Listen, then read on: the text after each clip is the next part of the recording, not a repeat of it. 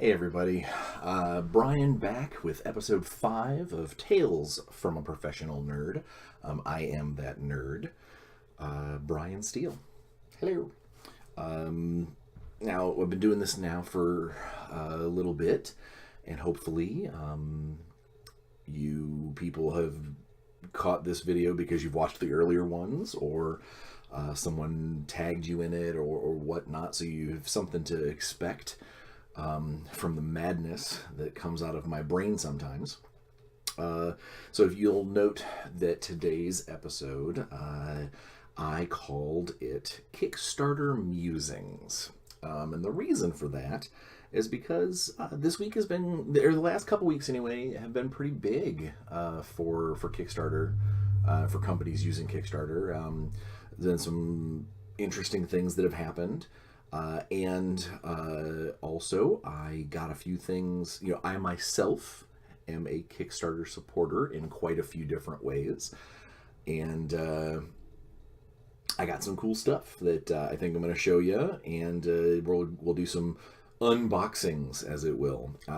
So I'm not planning on using my vlog as like a review site or a product site.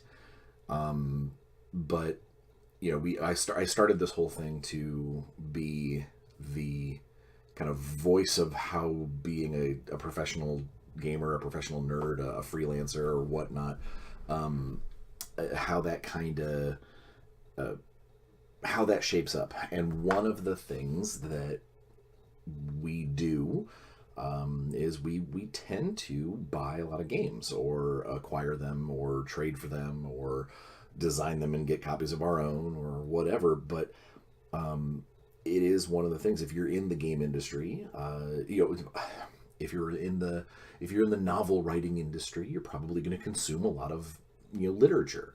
If you're a comic book artist, you probably read a lot of comics.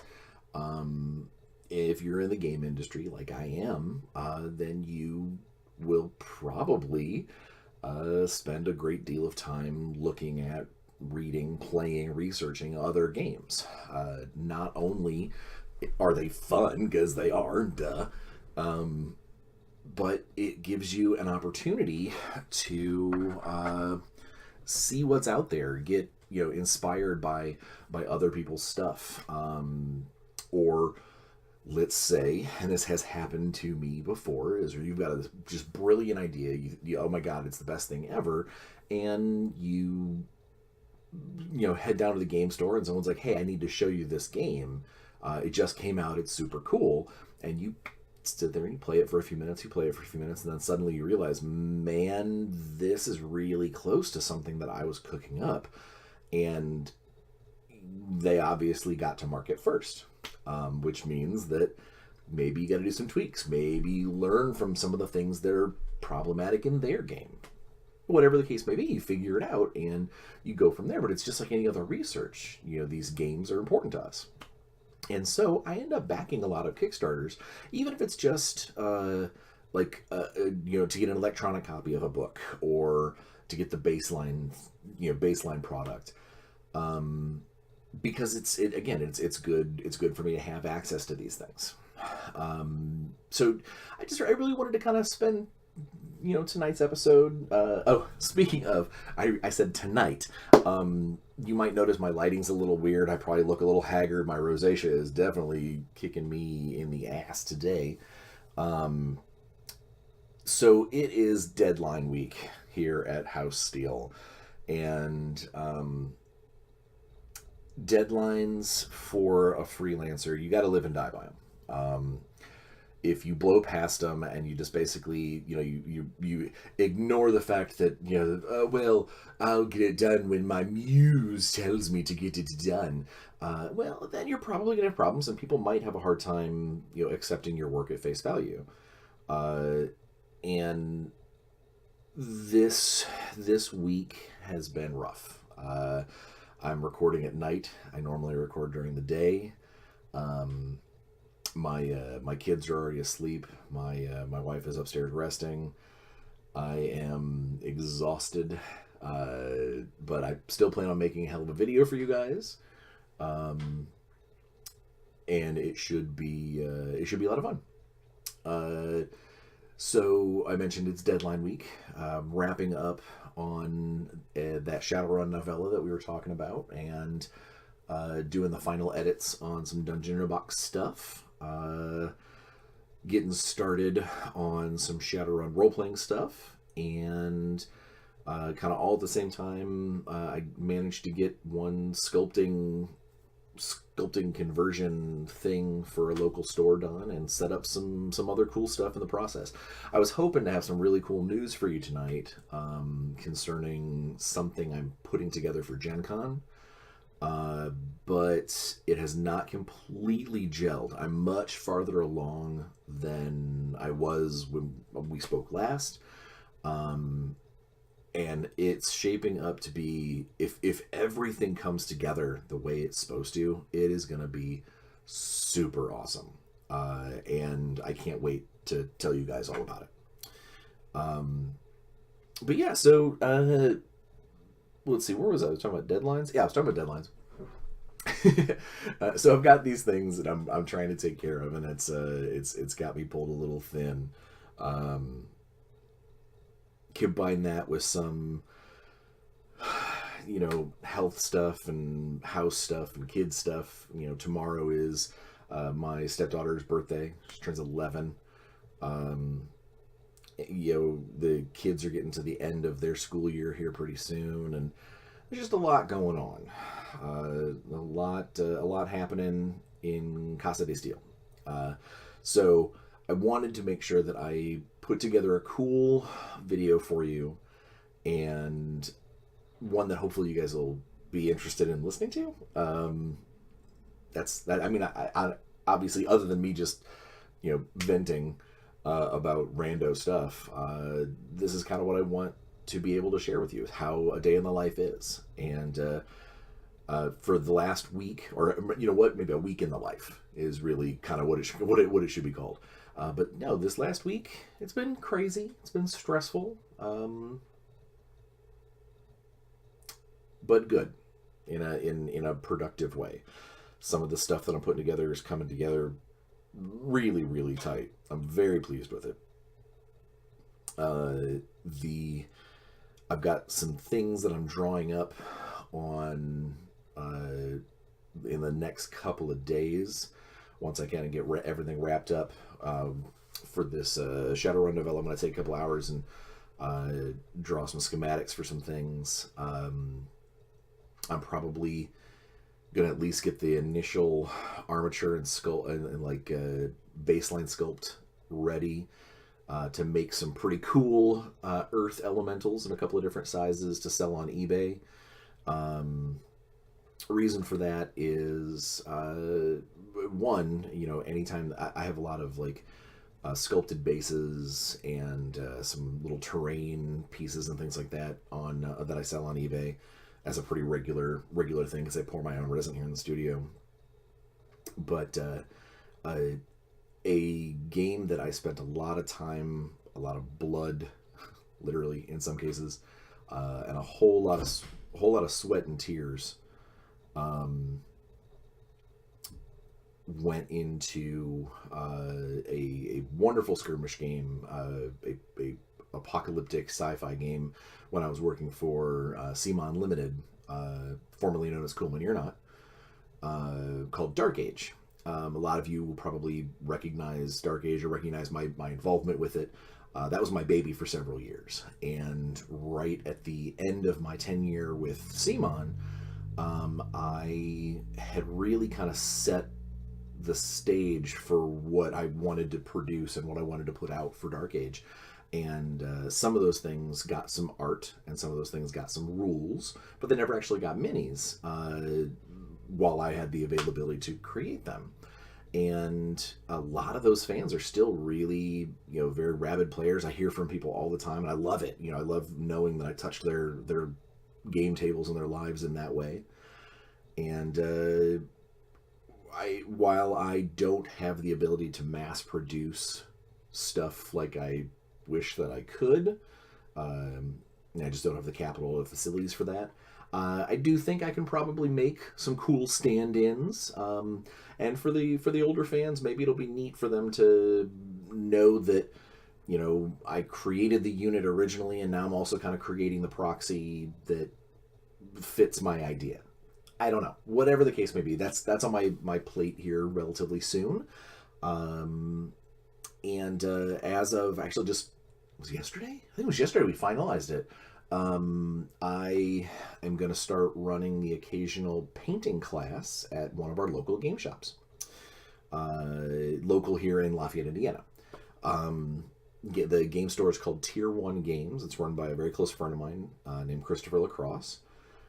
He purchased an existing game store and kind of rebranded it and has turned it into a fantastic location. Big props to Chris.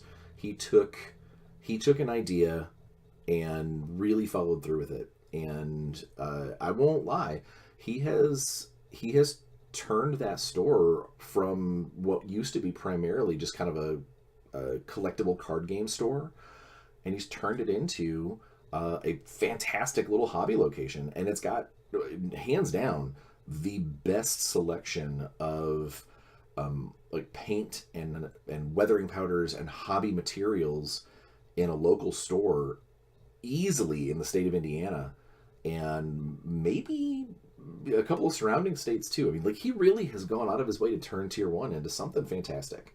And so when he and I were talking about, possibilities of a way for me to help him out of the store, one of the things that I've done in the past for other stores and at conventions and things is I've done some basic painting classes. And we are going to run our first one. I've got the notes here somewhere. It sounds like we're going to run our first painting class, barring anything weird happening, on June 22nd. And there'll be ads and stuff for it, and I'll put the link to not only his business page but also the Facebook page for the store in the description below. But I'm excited. We've got a really solid gaming community in Central Indiana. I mean, obviously Gen Con has been in Indianapolis, which is only like 45 minutes away, for years and years and years now. But it has it has had a trickle out effect. I mean, hell, the Sadler brothers, they have done several games. They used to work with Fantasy Flight. They were the ones that were involved in Warhammer Quest card board game. They recently had Brook City, that is like their kind of their heyday. And I think they just announced something else too, but they've done a lot of really, really cool stuff. They're great guys. They live nearby here. The creators of Gloomhaven live. They might actually live in Lafayette. They're at least in Indianapolis. But we've got a lot of really, really cool designers. Myself, of course. Chris Fitzpatrick lives in Indianapolis. He was a GW sculptor for a long time, created some of the cool old school epic, not epic like epic, but epic as an epic and feel. The Warhammer Fantasy Dark Elves, when they kind of had their resurgence, and now is the owner and primary creator of War Gods of Aegyptus and War Gods of Olympus through Crocodile Games. But just awesome stuff, like this has become kind of a little bit of a I don't want to say gaming mecca, because that kind of depends on what kind of games you're into. If you're a super D&D guy, Seattle's pretty big, and so is like Lake Geneva, Wisconsin, for obvious reasons.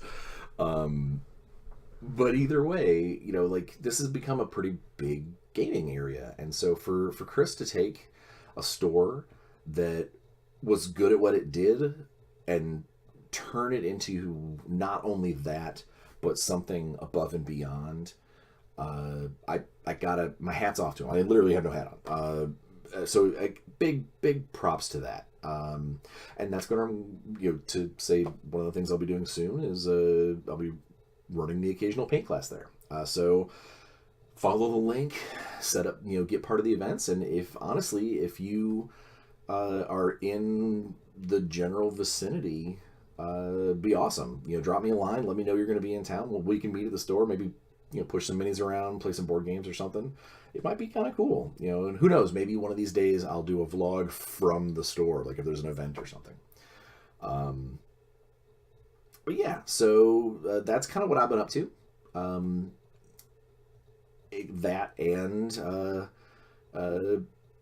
getting my mail and finding out that there are these cool Kickstarters that I had backed, that I pulled the boxes in, and I won't lie, it has taken all of my willpower not to just tear open the cellophane and start digging in and seeing what these things are and look at how cool they are, because I've seen a couple other people who have gotten their shipments before, like on Facebook and stuff. I've seen them opening their boxes, and I've been jealous, been waiting, been like, oh. And so when my stuff came, I was like, I could tear into it, or I'll wait to do it on camera so I can share with you guys. So I suffered, not really, but a little bit, for you.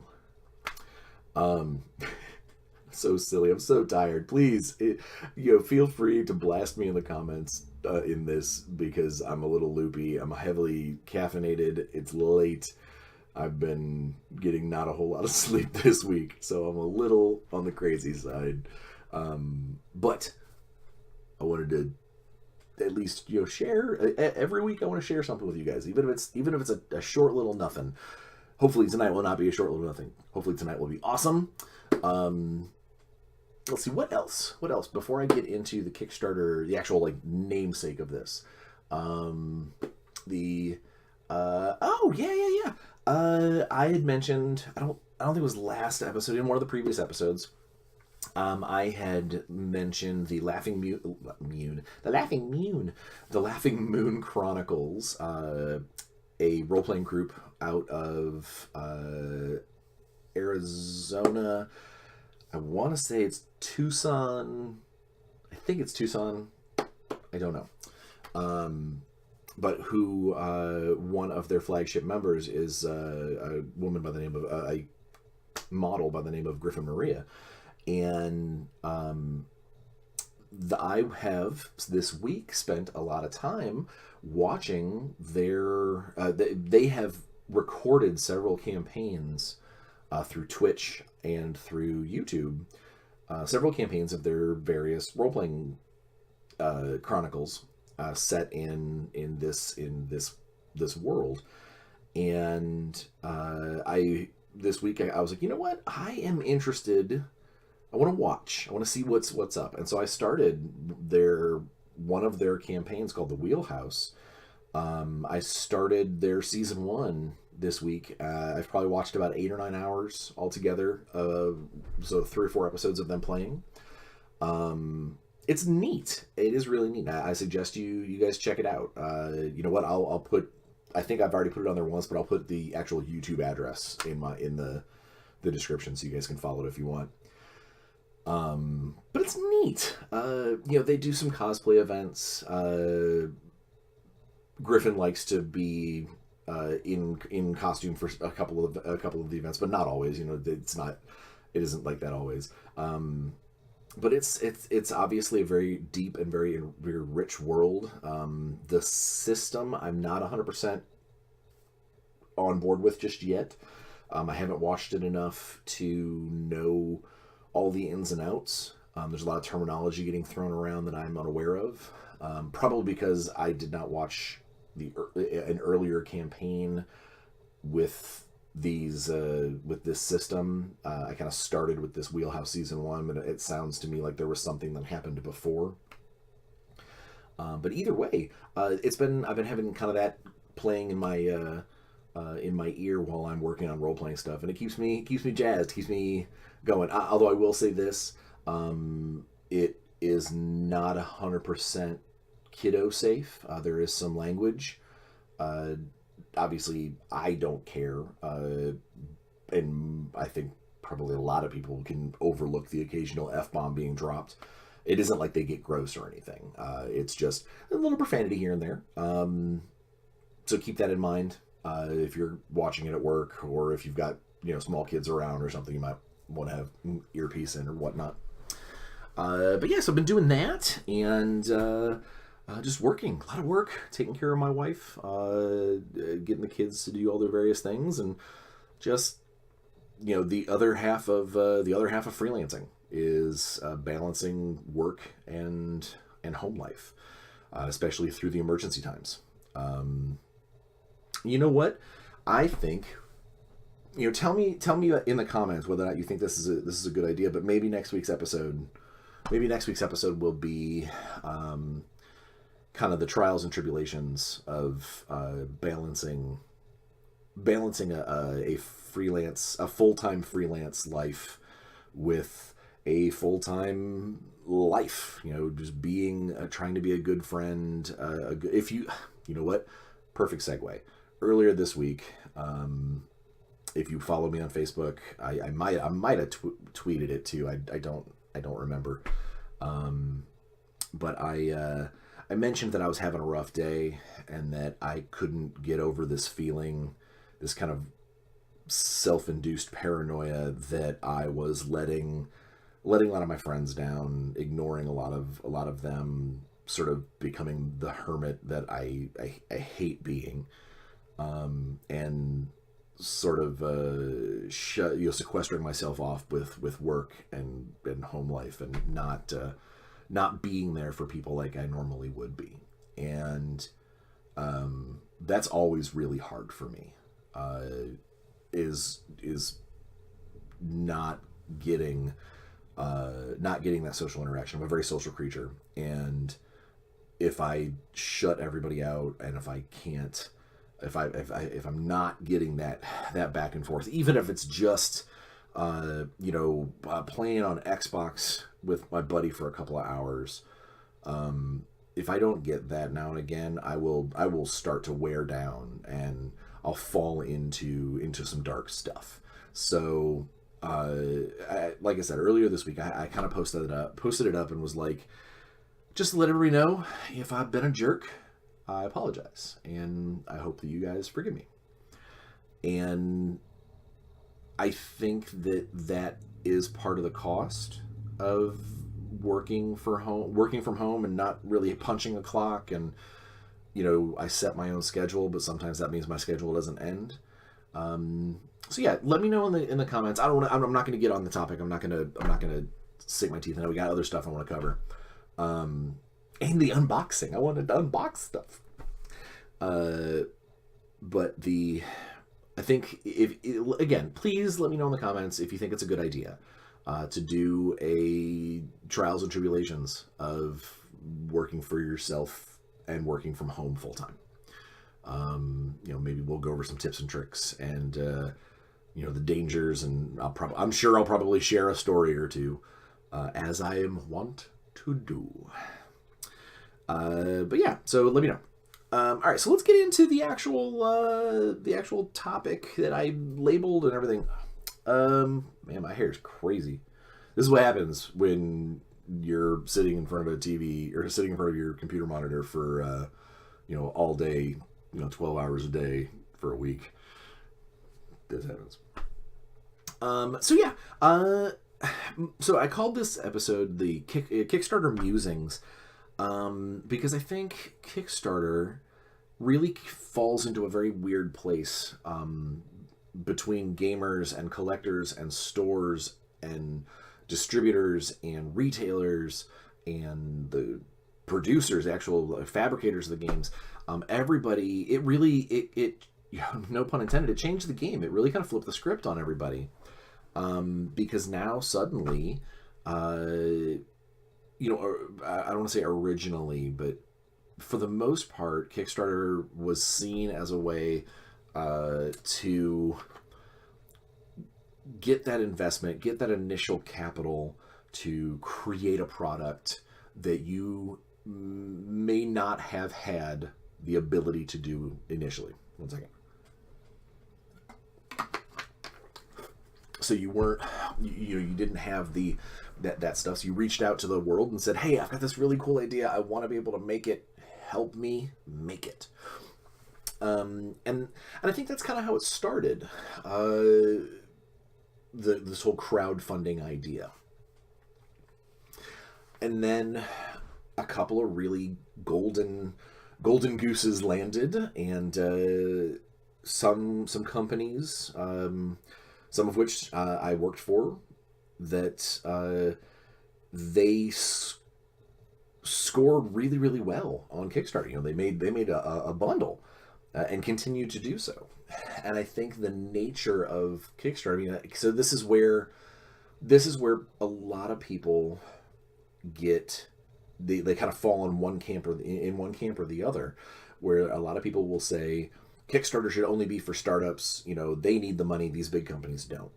And then there's the other side of things that says, well, Kickstarter has changed how a lot of people do business. It is an amazing marketing tool. It is a fantastic way for a multi-million-dollar company to create the kinds of amazing products that you want them to be able to make, and do so, I don't want to say risk-free, but at least with less risk involved, that you don't see companies shuttering their doors when they make, when they choose to make a product. Kickstarter allows them to kind of test the market before jumping in and deciding just how amazing is this thing going to be. And I used to be in more of the former camp. I used to be in a situation where I was like, Kickstarter should really be only for the little guy who needs that money. And I know now that is not only unrealistic, but it's also not really something that anyone could police. There's no way to know. Yeah, there's a guy who might be like, I gets on there and I want to put together this role-playing world, and I don't have a lot of money and I need this much, and maybe he gets it, maybe he doesn't. Maybe they have to bankroll with somebody else, or it gets enough attention that they get some investment from outside investors that have nothing to do with Kickstarter. But whatever the case may be, it's still something that can be used that way. There's nothing that there is absolutely, and I'm gonna tangent just a tiny bit here. I know a lot of times some of the sour grapes that people give, the big companies that use Kickstarter, Steve Jackson Games, CMON Limited, some of the big names, Monty Cook, they make millions upon millions of dollars every year using these Kickstarters, and I know that it can be extremely frustrating for someone who says, all I wanted was, $25,000 to get this game off the ground or whatever. And they didn't get it, but then these big companies, they are making millions, and that can really sour you to the concept. But I don't think that that's necessarily, they're not necessarily related. Sometimes, I'm going to put myself in this position. So a handful of years ago, before I went back to work with CMON, I started a Kickstarter. I created my own game world for D&D, and called Seventh Crown. I still love it. I still think it's fantastic, and I want to eventually return to it, and hopefully with a little more exposure and a little more wisdom behind what I was doing, maybe work on it again and get it out for the world. But initially, I tried to kickstart it. Once I had a handful of art pieces, I had a couple of professionally done maps made by a guy named Tim Toolin. I'm going to move my camera for a second just to show you the maps So those are the maps that Tim made for my world, an overland map and a like kind of Underdark style map that are fantastic. You know, he did great work. And to this day, I still love Seventh Crown, and I want to be able to get back to it. But I made a mistake when I put together my Kickstarter. Is I knew what I wanted the book to look like. I had worked with Mongoose, I had worked with Privateer. I knew what cool role-playing game books looked like. Which ones you walk by in the store and go, ooh, that's what I want.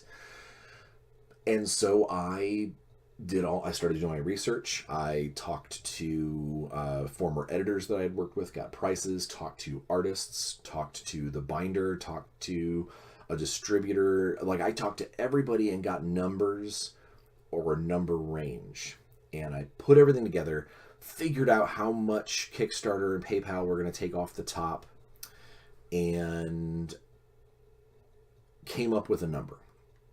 And I think my number that I had originally asked for was like 20,000, I think was what I was shooting for. I'd have to look it up. And I started this Kickstarter, and I was like, if I get that, I can make a full color, glossy page, hardcover book that's professionally edited and professionally laid out, and everything's going to be amazing. And that was like the minimum number I needed to create that book, the one that I wanted.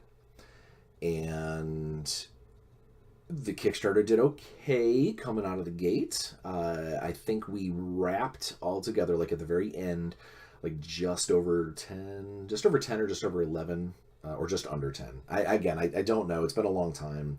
And I haven't really juggled those numbers because it reminds me of a time that I didn't make it, and a time that my product failed, or at least had a false start. And it obviously the Kickstarter campaign didn't fund, so nobody lost any money, other than what I had spent on things.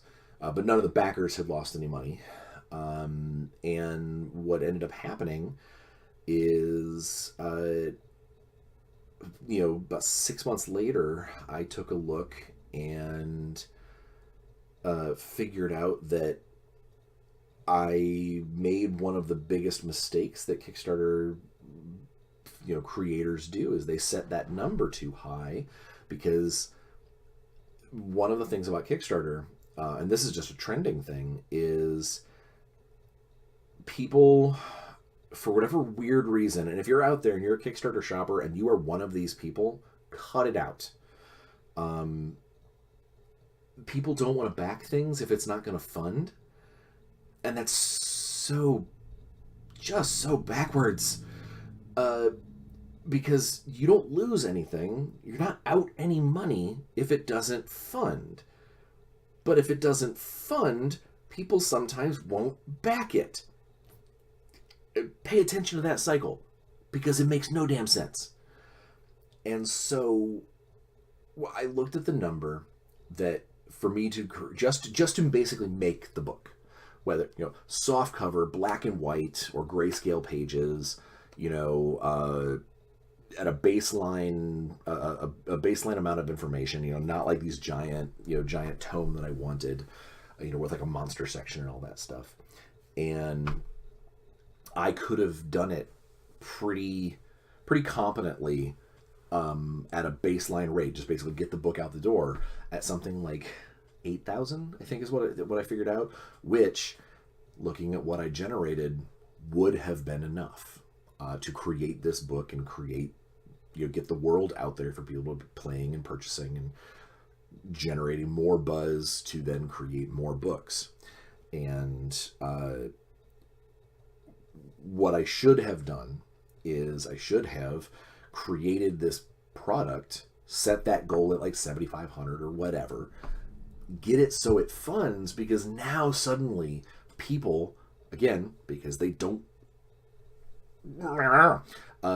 if they see something funding, then they're like, oh, cool, I'm going to get something, and they throw money at it. adding more to the total. And then it starts to steamroll, and then it starts to go. And then you suddenly, now you're looking at that 25,000 that I wanted to make that fancy book. And if I planned it right, because I already had all the numbers, I could have had those first like 5 or 6 stretch goals to get from the 7,500 to the 20,000 be all of those little cool upgrades that I wanted. And that's something that I learned about after the fact. And when I eventually do have the time and the ability to go back to it and redo things, I will know better for next time. And you will definitely hear about it here. But one of the things that, before I took a look at those numbers, one of the things that I did is I got really ticked off because at the same time as my campaign was going, Monty Cook's Numenera, like the first Numenera book, did millions, or at least hundreds of thousands. I don't have that number right in front of me, but again, sour grapes being what they are, I took it as, oh my God, all the role players are backing this guy's play, and he's a big name, and they don't need this, and brah, brah, brah, brah, brah. And I got upset, and, it made me grumptastic for a little while. But then I took a look at it and realized that,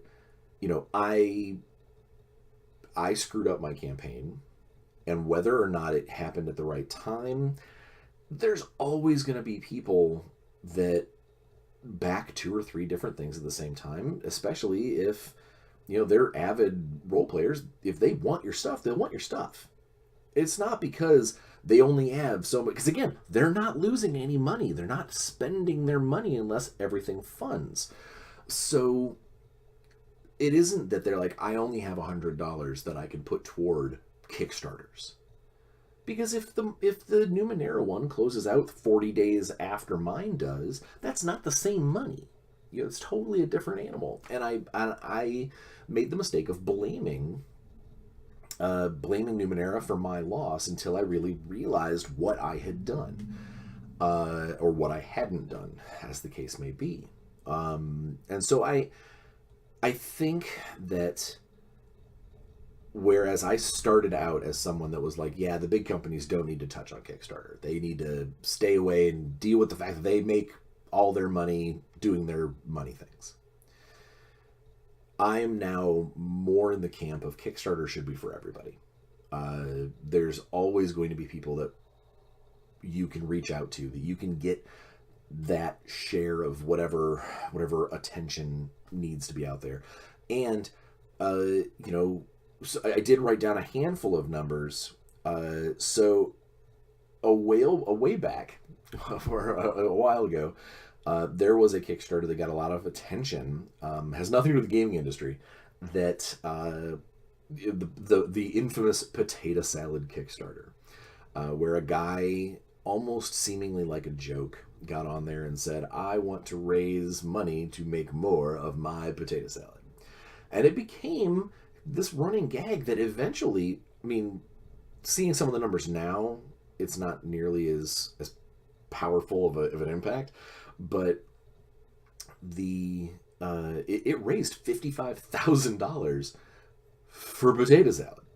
And again, if I had a Kickstarter running that failed at the same time as the potato salad Kickstarter made $55,000, I would likely be very hot.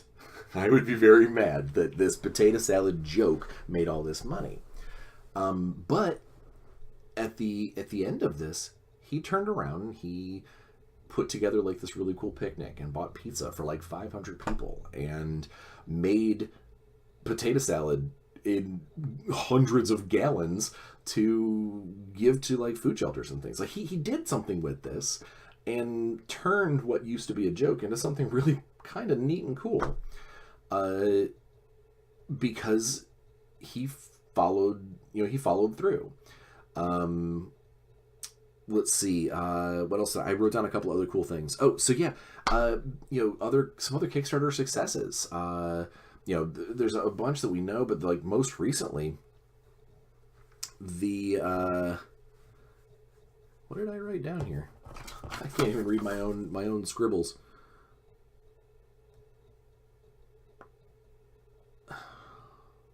Something made 8.7 million. I really have no idea what I wrote. So we're gonna skip that unless I suddenly go, oh yeah. The Critical Role guys, they set out to make a single episode of a cartoon based off of their campaign that they're playing on their streaming service, and I think they asked originally for like $75,000. It was either 75 or 750,000. To put out like a professional cartoon, because these guys are all professional voice actors that play in this game and broadcast their stuff. But they ended up scoring. They ended up coming down with like $11 million. So they're not doing one episode, they're doing like a full season, and they're going to be able to afford all of the best of best, and so it's going to probably turn out to be an amazing product. And so that's pretty generally fantastic in my opinion. Is that they were not, they have a leg up because they have the ability to reach out to their audience, and the Critical Role fans are just rabid. So there was no question that they were going to be able to make this money. I think that they were all very surprised that it made so much money and that people want this to turn into something even bigger. And I would love to be a part of something like that at some point and be able to maybe run my own Kickstarter or become part of a team for someone else's Kickstarter or whatever. But I think they have a very interesting product, and that's the kind of thing that Kickstarter really allowed them to knock out of the park. Because I think that if somebody like HBO ran a Kickstarter to create their own series or whatever, I think a lot of people would probably go, you don't need that. You spent $1.5 million on every episode of Game of Thrones. What the heck, but it wouldn't mean that they couldn't use it. I just don't think that they would get quite the financial standing ovation that someone like Critical Role did. That's what that note is. That's what my scribbles are. So an internet company called The Oatmeal, put out a couple years ago a game called Exploding Kittens on Kickstarter. I have been very a vocal opponent of Exploding Kittens. I'm not a big fan of the game. It's very simple. It's simple as in not like, this is easy to learn. It's not the game for me. It really isn't. And that thing made $8.7 million on Kickstarter. This is one of those instances where I heard that number and I was just like, you've got to be kidding me. That game made that much money, and they used a lot of it to make these cool boxes that go meow, and whatever when you open them up, and they put it into their art and their expansions and whatnot, and I'm sure they made a profit on it too. But at the end of the day, that's what this is all about. It isn't just okay. I'm getting back to it because I want to be able to start opening boxes for you guys. This isn't just about, for some it is I need to make the money to be able to create this product. But I think anybody that started a Kickstarter, anybody, myself included, their goal is to hopefully create a sustainable product that maybe people will want more in the future, or create a longer line, a product line that continues on. And I think that that's the goal. And people like The Oatmeal with Exploding Kittens and Critical Role, they wanted one episode and they're creating a season. I think that that is the ultimate goal. People aren't getting on Kickstarter just because like, I really want to make this one thing and I want this one thing. I don't care if the only people who ever get it are the backers. It's probably pretty rare. Most people would like this to turn into something more. And I think that even for the big companies, even for the Simon and the, Modifius, I don't think Modifius is, but, Monolith, these other companies that have done these huge Kickstarters to help support their company pushing forward. I don't think that it is wrong in any way, shape, or form for them to want to use this marketing tool to help create the sustainable business line of this product, of this one license, or of this one board game, or of this one cartoon, or whatever. And I think that's, in and of itself, I think that's what Kickstarter's good at, is not just creating the one-off, but to make it so you can keep making stuff. The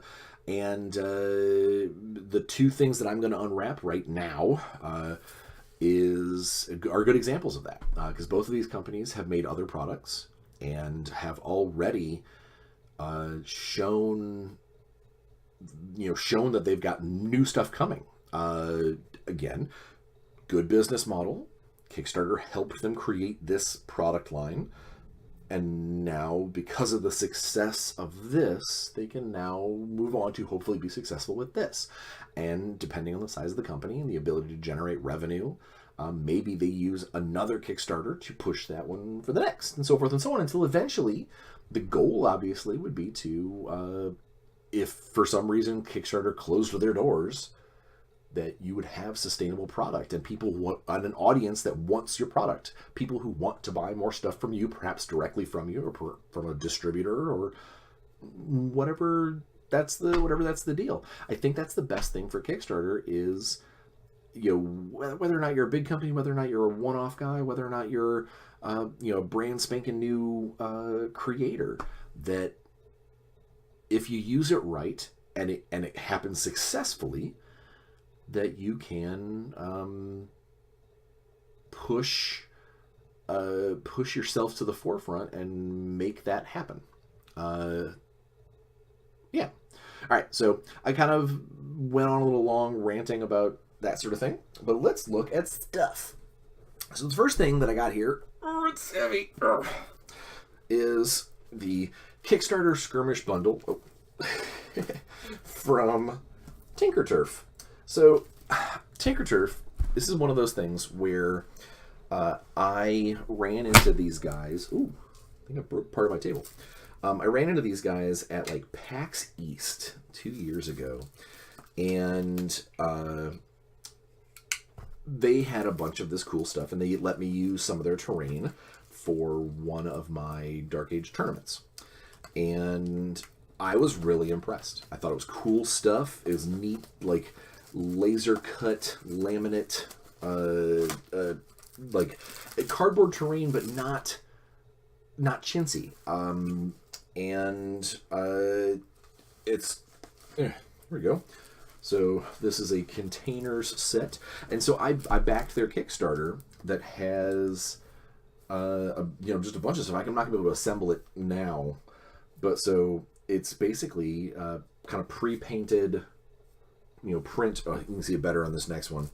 This next one is the Sector Meritus cover set in the abandoned sector, but it's a bunch of like printed barriers and wall pieces that you get to build these kind of buildings and catwalks and stuff out of, and they're all numbered and they got instructions with them and whatnot. But like it gives me an opportunity. Oh, geez. We got ladders and catwalks. Ooh, 2 sets of ladders and catwalks. So it'll be a cool thing for me to, when I get a little extra time, put together and add to my sci-fi terrain. I've got a lot of sci-fi terrain from my 40K days, but I think I have a lot more just kind of general terrain from when I was running like Wrath of Kings and some of that stuff. Let's see, and here we go. We have the Elevations set. Also came with my Kickstarter. And of course, I don't think any of this that I've got here is exclusive. I don't think any of it. I think it was just I got a deal because it was all part of the package. There's an includes. Basically, the Kickstarter does have 74 additional pieces. It's got it listed here. Basically, there are a handful of little red highlighted things that say these were the extra stuff. But none of the stuff on here, with the exception of 6 short ladders, none of the stuff that's on here is stuff that you can't get from their website. This is a good example of what I would say is a perfect Kickstarter concept. They got the backing, they produced this stuff, they sent out this stuff. The bonuses that we got as people who backed it is more of the existing and just a tiny little bit that other people can't get a hold of, the short ladders. But this is the kind of product that I could, if I invited people over to play at the house, or if I took a couple of these buildings and brought it down to tier 1 and played a game there, they might go, hey, what's with this? And I go, hey, go to Tinkerturf, and they'll, hook you up with this building. And it's super cheap, and you can put it together right now. This is, why I believe that good companies that use Kickstarter solidly, they can create that sustainable business model. Because if I tell people, I'm telling you right now, I'm telling anybody who watches this video, I'm telling them that this is cool stuff, and that hopefully they'll go to the website and they'll take a look, and we'll hear about it later on. You'll add in the comments, you'll be like, yep, I love Tinkerturf. I went over there and bought some of their castle works or whatnot.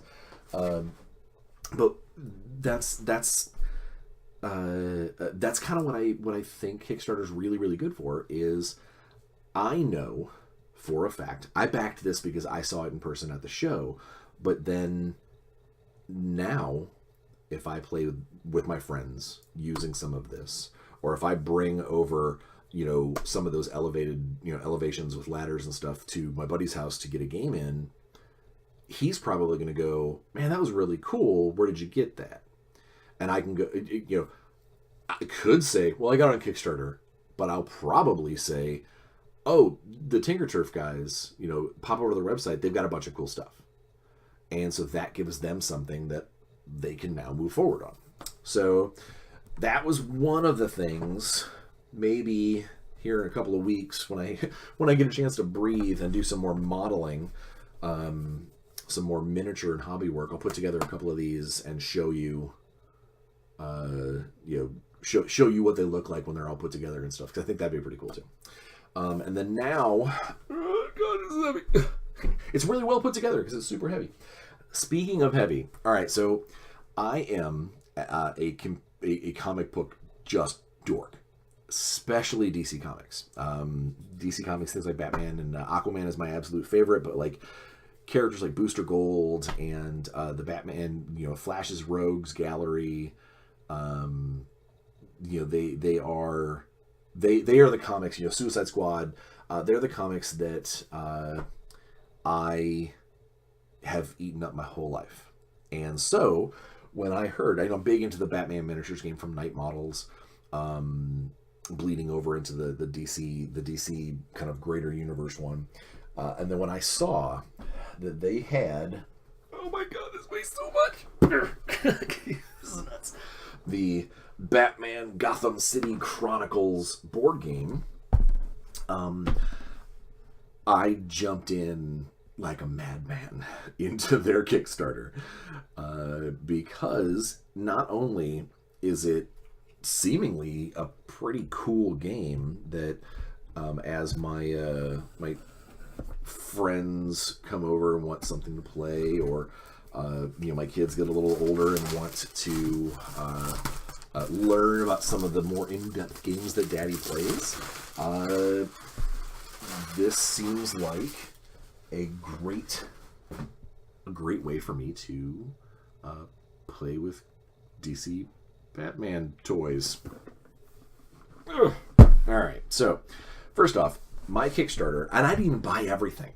There was some stuff that I didn't get. Is 2 boxes this size. One's got a bunch of heroes on it. Really cool box art. So even if I don't like, so the box art itself is fantastic.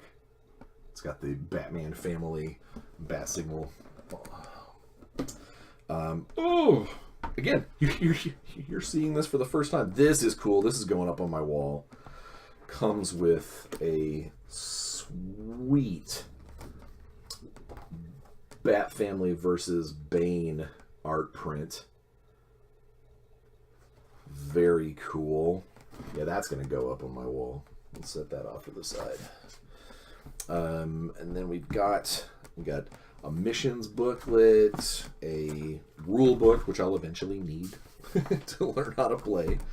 A bunch of little doohickeys, dice, stylized dice that looks like different colors based off of the number of explosions on them, or number of POWs. I don't know. Again, I haven't played, so I don't know, but I can at least walk through it. And then we've got down here in the bottom row, we have all the character cards. So all the various characters. That's right, in the back. Bat Cow. That's right. We have a Bat Cow. And then, what do we got here? So the characters that come with, I'm going to get out some of the models to show you, the miniatures, because there's a ton of people that came in this. Oh, see, these are cool. All right, so has these cool trays that have little dudes in here. We got, looks like some cops, and then homeless guy. All right, bystanders, various cops with guns, or a couple of oh, that looks like a bomb squad guy, and then a couple of cool drones. That's neat. That's in the top layer. If I go to the bottom, or at least the next layer, I don't know if it's the bottom layer. The next layer has... Okay, that is the bottom layer. So, what do we have here? We have... So we have a couple of... There we go. I'm going to try and put this up so you can see a little better. We got a couple of bases for some of the people to stand on. So, like, we've got the Frank Miller style Batman. You know, so kind of big, thuggish. We've got more of like the... I think that's more like the animated series Batman. Or maybe Nolan style Batman. And then the one that cracked me up the second I saw it, that's right, I have my first Bat Cow miniature. And yes, Bat Cow is from the comics. But you know, who else is in here? We've got, you know, Catwoman. We've got 2 different Catwomans, Batgirl, Orphan, Huntress, Batwoman, Katana. Yeah, it's just a ton of people in here. That looks like the Jason Todd Red Hood with a minigun. That's kind of insane.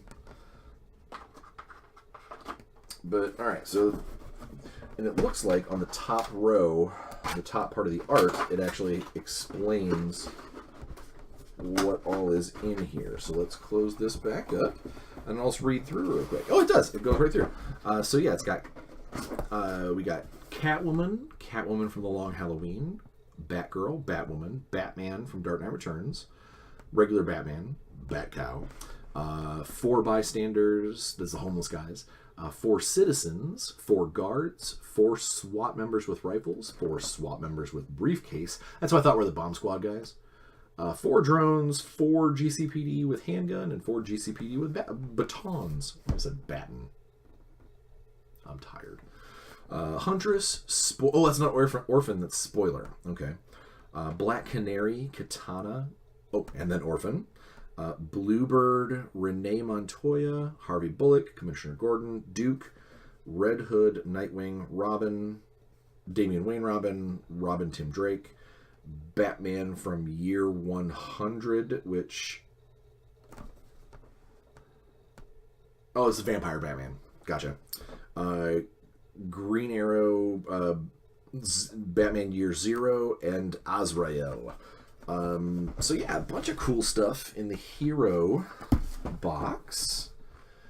And so you'll note that I'm saying the hero box.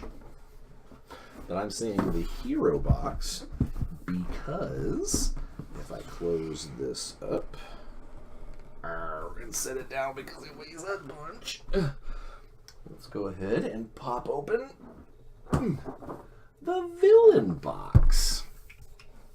Because everybody knows, sometimes the villains are the coolest.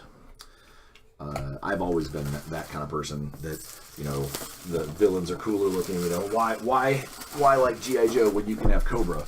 Why, would you ever follow Optimus Prime if you can be a servant of Megatron? And in this case, why would you hang out with Batman when you can hang out with Bane and friends? So let's see what we have in here.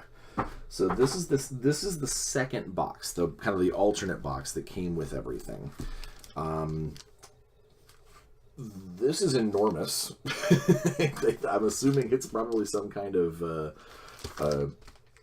it's got numbers and slots, little cubies on it. So I'm assuming this got to be like a score tracker or something for the game. Again, haven't played, don't know. The top of the box. Oh my, okay, so it's literally just, is this just one giant thing? It is, okay. So this whole box had the big plastic thing on the top, and then everything else is just this one, this one awesome box of dudes. Oh, nope, there's more. Okay, I lied. At the bottom of this, oh, okay, no, these are just the tokens. So so lots of moving parts in this game, I'm sure, but it's also got all the little character cards for seemingly all the bad guys, and then some more stuff on the back that I don't know what any of this stuff does. This is one of those things where I backed this almost sight unseen. Like, I hopped in and was like, wait, it's filled with Batman, it's filled with DC comic stuff, and it's really well, what is the word I'm looking for? It's the product value itself is fantastic. Well, then yeah. So I backed it, and then got a bunch of stuff. So what we have here in the villain box, we have... God, it's difficult. Whoa! Holy shnikes. Alright, I am going to show you these, kind of go down the line. So we've got a bunch of plants, those are Court of Owl thugs. That's awesome. And some kind of, looks like just various, Riddler thugs, because they've got the little question mark on their chest. Some kind of creepy, almost vampire-y looking dudes. Guys with gas masks that are probably from Scarecrow's crew. Very, very cool. And then underneath them, so one layer goes. Then we have under... Is there 3 layers? No, okay. Whew. Under like a little plastic sheet here to kind of keep them around. We've got, I see Scarecrow, I see a Joker, I see a Red Hood version of Joker, I see another version of Scarecrow. There's a bunch of guys in here. I'm going to go to the top and read these off again. But then there's also, just to give you a quick, if I can pop this out just to show you what some of these, there's a section in here that is the big guys. And so we've got, what are you? I don't know if I know you. Okay, maybe I'll have to look in a second. But this has got, here we go. So it's got Clayface. It's a fantastic looking sculpt. God, it's cool. Like, I don't know if I'll ever get around to actually painting these. This is a lot of models, a lot of stuff.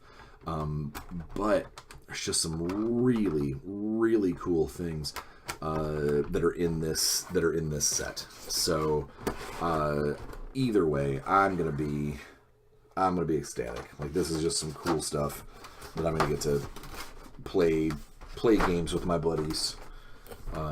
And if the game plays easily enough, that I think that the kiddos will be able to follow suit, that'll be cool. All right, so before I realize I'm going over an hour, but I'm just going to run down who's in the villain box, and then we'll have our final thoughts and all that stuff.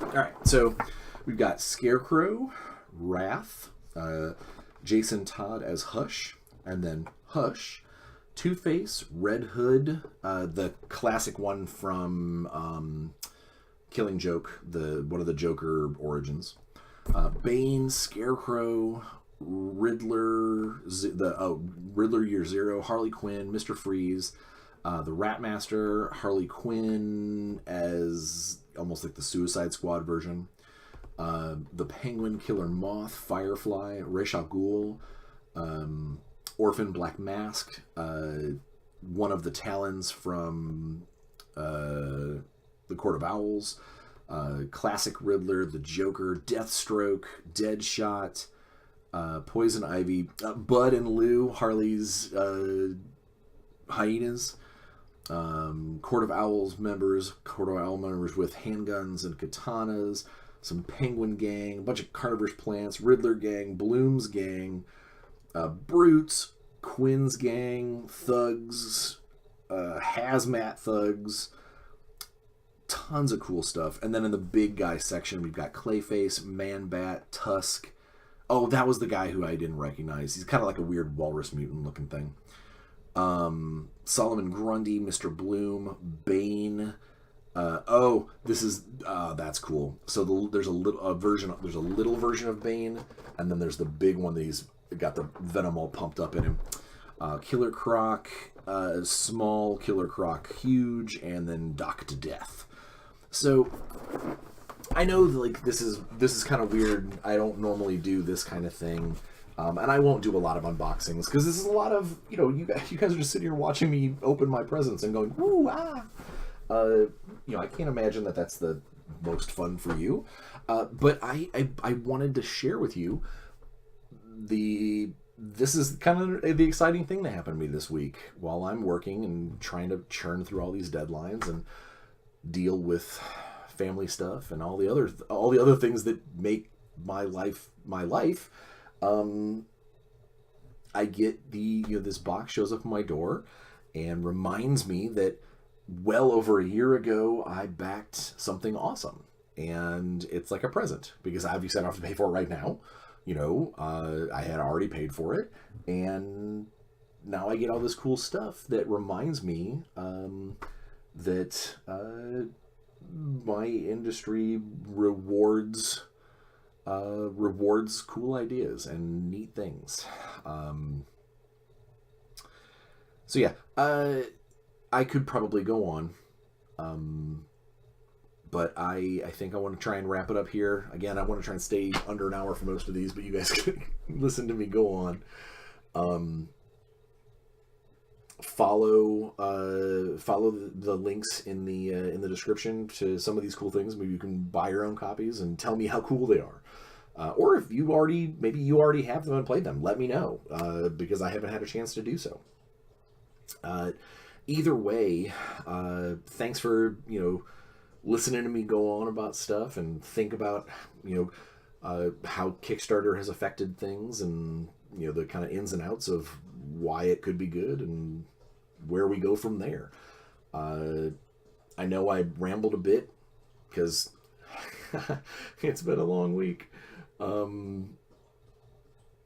But yeah, so I think that's a good place for me to kind of sign off, and just really kind of, again, thank you for listening and sticking with me this long. Go ahead and hit the subscribe if you haven't. Share these videos, tell other people about them. And please talk to me in the comments. I love it when my phone lights up and says, hey, someone's asking you about things on your video, because this is the stuff that I live for, and it gives me a little spark of joy when these videos do something for you guys, whatever that may be. Yeah, I'm gonna get back to work, and we'll see you again in a week. Hopefully I'll have a good topic. Maybe I'll just do the whole talking about juggling freelance weirdness. Yeah, so you guys know how it goes. I love what I do, and I hope that you guys enjoy it too. And you find a way to make this all your own. And more than anything, I hope you guys go out and play a bunch of games. See you next time.